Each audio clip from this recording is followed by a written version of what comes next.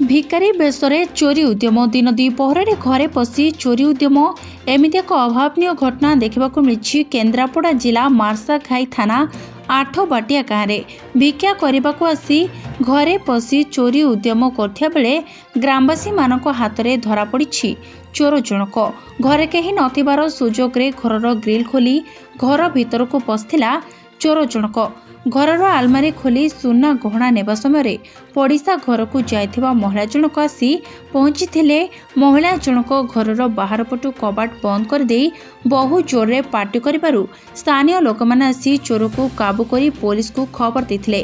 खबर पाई मार्साघाई पुलिस पहुंचीबा परे ग्रामवासी माने चोर को पुलिस जिम्मा दैछंती। चोरी करुथबा युवक जनक महाकालपड़ा थाना गौड़बाड़पुर बोली जना पड़छि। प्रदीप बेहरा आठवाटिया। अच्छा कहबे कौन है जी प्रदीप?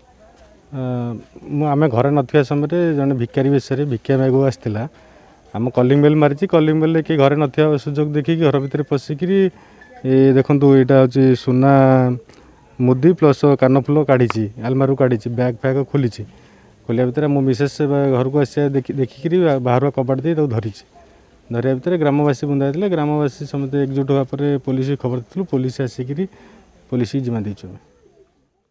केन्द्रापड़ा प्रतिनिधि प्रवेश महापात्र रिपोर्ट आम हक न्यूज।